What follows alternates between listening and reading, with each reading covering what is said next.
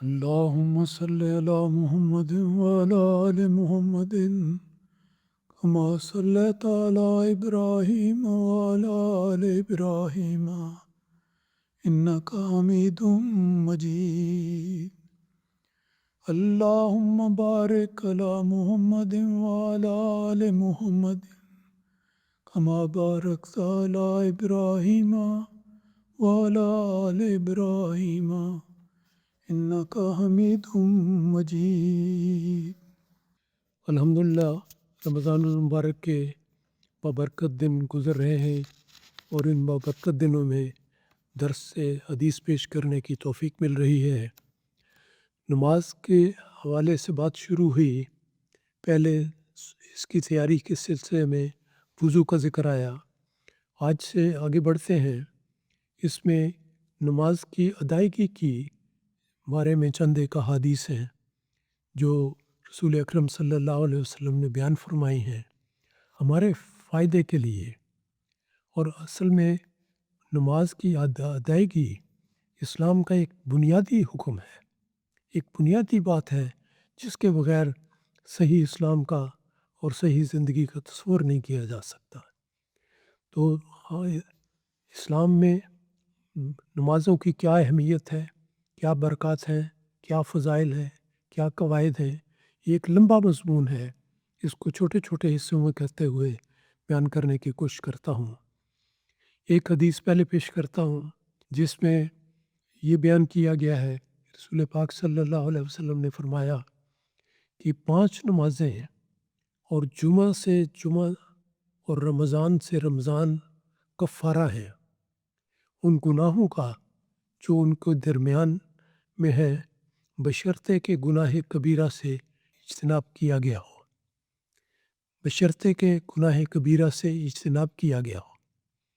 اس حدیث کا مطلب یہ ہے کہ اللہ تعالیٰ نے اپنے بندوں کو، جو بندے، ہر انسان ضعیف البنیان ہے، کمزوریاں ہو جاتی ہیں، خطائیں ہو جاتی ہیں، بعض غفلتیں ہو جاتی ہیں، تو اللہ تعالیٰ نے فرمایا کہ 5 نمازیں ہیں، ان کا اہتمام کرنا اور جمعے سے جمعے تک جمعے کا انتظار کرنا اور اس کا اہتمام کرنا، اور پھر رمضان سے رمضان تک سارے قواعد کو مد نظر رکھتے ہوئے رمضان میں سے گزرنا، یہ ایک ایسی بات ہے جس کے بارے میں رسول پاک صلی اللہ علیہ وسلم نے فرمایا کہ یہ کفارہ بن جاتی ہیں، انسان کے گناہوں کو بخشنے کا ذریعہ بن جاتی ہیں، اور اس سارے عرصے میں، اس ساری کے روز کی بات ہے، پھر جمعے سے جمعے کی ہے، پھر رمضان سے رمضان کی ہے، اس سارے عرصے کے درمیان میں جو کام ہوتے ہیں، بشرطے کہ کبیرہ گناہ نہ کیا گیا ہو، اللہ تعالیٰ باقی سب کمیوں کو معاف کر دیتا ہے۔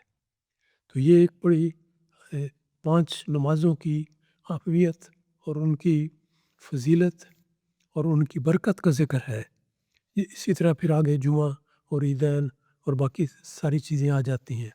تو یہ ایک بنیادی بات ہے کہ نماز کی ادائیگی بہت ہی لازمی بات ہے اور ایسی بات ہے جس کا اہتمام کرنا ایک مومن کی زندگی میں لازم ہے۔ ایک مومن کی زندگی کی اگر تصور کیا جائے تو اگر ایک کی زندگی میں صلاۃ نہیں، نماز نہیں، اللہ تعالیٰ کے حضور جھکنے کی عادت نہیں، تو اس کی زندگی کیا ہوئی؟ اللہ تعالیٰ کے حضور جھکنا، اس کے فضلوں کو طلب کرنا، یہی ہے زندگی جس کے لیے اللہ تعالیٰ نے انسان کو پیدا کیا ہے۔ اللہ تعالیٰ فرماتا ہے وَمَا خَلَقْتُ الْجِنَّ وَالْإِنسَ إِلَّا لِيَعْبُدُونِ، کہ میں نے جن و انس کو اسی لیے پیدا کیا ہے تاکہ وہ عبادت کریں۔ تو نمازوں کی ادائیگی اور اس کا اہتمام کرنا یہ بہت ضروری ہے، اور اس مضمون پر بے شمار ہدایات ہیں، روایتیں ہیں، جن میں سے میں چند ایک کا آج کے مضمون کا ذکر کروں گا۔ ایک حدیث نماز کی ادائیگی کے بارے میں یہ ہے کہ حضرت عبداللہ بن مسعود بیان کرتے ہیں کہ میں نے حضرت صلی اللہ علیہ وسلم سے پوچھا کہ انسان کے اعمال میں سے کون سا عمل ایسا ہے جو اللہ تعالیٰ کو سب سے زیادہ پسند ہے۔ اس پر رسول اکرم صلی اللہ علیہ وسلم نے ارشاد فرمایا کہ وقت پر نماز پڑھنا۔ میں نے عرض کیا کہ اس کے بعد کون سا عمل ہے؟ تو آپ صلی اللہ علیہ وسلم نے ارشاد فرمایا کہ ماں باپ سے نیک سلوک کرنا۔ پھر میں نے عرض کیا کہ یا رسول اللہ ارشاد فرمائیے کہ پھر اس کے بعد کون سا عمل؟ تو آپ نے فرمایا کہ اللہ تعالیٰ کے راستے میں جہاد کرنا۔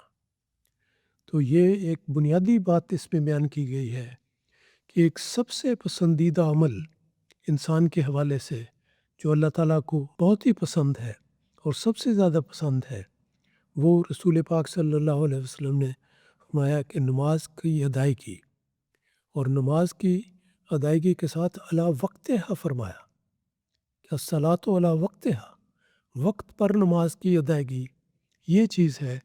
اس میں پہلی بات یہ سمجھنے والی ہے کہ نماز کے لیے اوقات مقرر ہیں، اور ان اوقات کو مد نظر رکھتے ہوئے نماز کی ادائیگی کرنا، وقت پر ادائیگی کرنا، یہ ہے نماز پڑھنا یا نماز ادا کرنا، جیسے بھی کہہ لیں۔ یہ مراد نہیں کہ صرف نماز ادا کر دی جائے، بلکہ نماز کو وقت پر ادا کیا جائے۔ اور پھر آگے فضیلت ہے کہ نماز کو مسجد میں آ کر ادا کرنا، باجماعت نماز شامل میں کرنا، سب ارکان کو پوری طرح ادا کرنا، یہ ساری باتیں آتی ہیں۔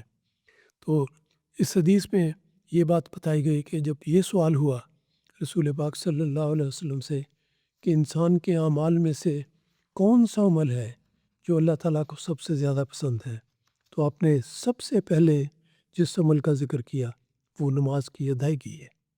نماز کی ادائیگی اس کی پوری شرائط کے ساتھ، اہتمام کے ساتھ، باقاعدگی کے ساتھ، توجہ کے ساتھ، دل ڈال کر پڑھنے نماز ادا کرنے کی بات ہو، یہ ساری چیزیں اس کے ساتھ شامل ہو جاتی ہیں۔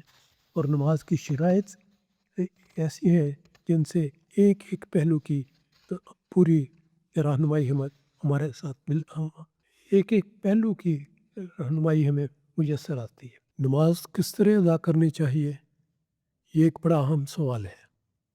یہ سوال بعض اوقات صحابہ کرام حضرت صلی اللہ علیہ وسلم سے بھی پوچھتے تھے، کبھی آپ کی ازواج مطہرات سے بھی پوچھتے تھے۔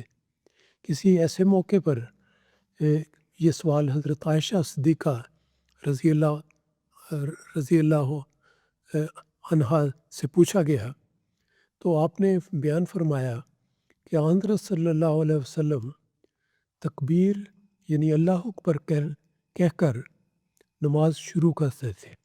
پہلی بات ہے تکبیر کا کہنا، دونوں ہاتھ اٹھا کے کانوں کی لو تک، کانوں کی قریب تک لا کر پھر اللہ اکبر کہنا۔ اس کے بعد سورہ فاتحہ پڑھتے، جب رکوع کرتے۔ اب بہت توجہ سے سننے کی باتیں ہیں کہ جب آپ رکوع کرتے تو نہ سر کو اوپر اٹھا کر رکھتے، نہ نیچے جھکاتے، بلکہ اپنے کمر کے برابر ایک ہموار سطح ہوتی تھی۔ یہ بات بڑی اہم ہے اور بڑی توجہ سے سننے والی ہے، کیونکہ اکثر دیکھا گیا ہے کہ یہ بات لوگوں کے مد نظر نہیں رہتی۔ کوئی جلدی رکوع میں جاتا ہے، کوئی جلدی اٹھ جاتا ہے، کوئی ذرا سا آگے ہوتا ہے، پھر ذرا سا پیچھے ہو جاتا ہے۔ رسول پاک صلی اللہ علیہ وسلم کا نمونہ یہ تھا کہ جب رکوع کرتے تو پوری طرح نیچے جھک کر آپ کرتے، حتیٰ کہ آپ کی کمر پوری برابر ہو جاتی، اور جب رکوع سے اٹھتے تو سیدھے کھڑے ہو کر ہوتے اور پھر سجدے میں جاتے۔ رکوع سے پوری طرح کھڑے ہو کر انسان جب کھڑا ہو جاتا ہے پھر اس کے بعد سجدے میں جانا چاہیے۔ تو پھر سجدے میں جاتے، اور جب سجدے سے سر اٹھاتے تو پوری طرح بیٹھنے کے بعد دوسرا سجدہ کرتے تھے۔ یہ دیکھیں کس طرح قدم قدم پہ پتہ لگتا ہے کہ نماز میں جلدی کوئی نہیں تھی۔ کبھی نہیں ہوتا تھا یہ تصور کہ جلدی سے نماز ختم کرنی ہے، بلکہ آہستگی کے ساتھ ایک ایک رکن کو ایسے طریق پر ادا کرنا کہ اس کا حق ادا ہو جائے۔ یہ نمونہ ہے رسول پاک صلی اللہ علیہ وسلم کا جو ہم نے اپنانا ہے۔ اس سے آگے حدیث میں بیان ہوا ہے کہ جب رکوع میں آتے، رکوع سے اٹھتے تو سیدھے کھڑے ہو کر پھر سجدے میں جاتے، اور جب سجدے سے سر اٹھاتے تو پوری طرح بیٹھتے، اور بیٹھنے کے بعد دوسرا سجدہ کرتے تھے۔ اب سجدے دو سجدوں کے درمیان بیٹھنا لازم ہے، یہ بات اس کی اہتمام نہیں کیا جاتا بعض اوقات۔ دیکھیں رسول پاک صلی اللہ علیہ وسلم کا نمونہ ہے کہ پوری طرح بیٹھنے کے بعد دوسرا سجدہ کرتے تھے، اور پھر 2 رکعتوں کے بعد تشہد کے لیے بیٹھتے، اپنا دایاں پاؤں کھڑا رکھتے تھے۔ یہ بھی اہم بات ہے۔ ہر چیز کی اہمیت ہوتی ہے اور اس کی افادیت تو ہوتی ہی ہے۔ یہ بات سمجھنے کی ہے کہ بیٹھتے ہوئے اپنے دایاں پاؤں کھڑا کرتے تھے اور بایاں پاؤں بچھا دیتے تھے، اس پر بیٹھتے تھے، اور اس طرح بیٹھ کر تشہد کے الفاظ ادا فرماتے۔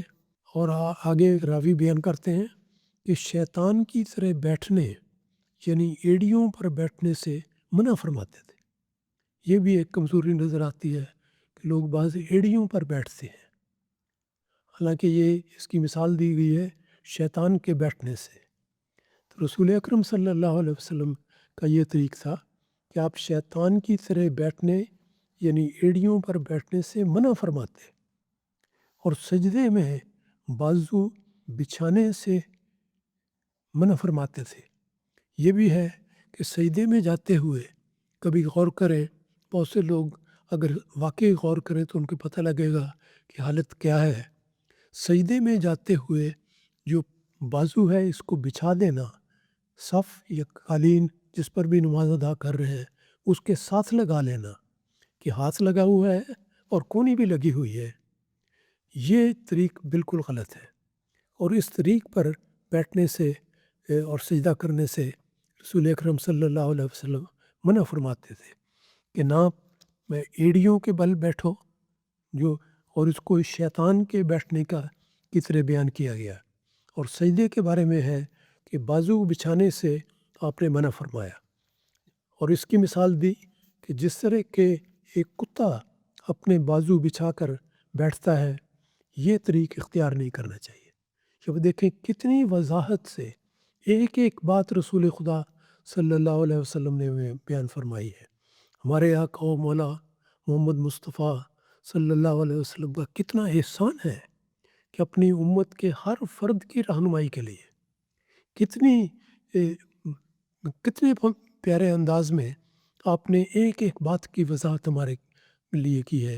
اور ابھی بیان کرتے تھے کہ اس طرح پوری طرح سجدہ اور رکوع اور قیام اور قعدہ سارے ارکان کو ادا کرنے کے بعد آخر میں آپ السلام علیکم ورحمۃ اللہ وبرکاتہ کہہ کر نماز کو ختم کرتے تھے۔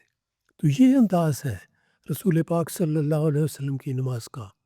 ہمیں ہر ایک کو ہمیشہ مد نظر یہ بات ملحوظ رکھنی چاہیے کہ یہ نمونہ ہے ہمارے لیے، اور اس کی پیروی کرنے میں ہمارے لیے فلاح اور نجات ہے، اور یہی ہماری کامیابی کا راز ہے۔ ان باتوں کو سن کر یاد رکھنا اور یاد رکھتے ہوئے ان پر عمل کرنا ہمارا فرض ہے۔ اللہ تعالیٰ اس کی توفیق عطا فرمائے۔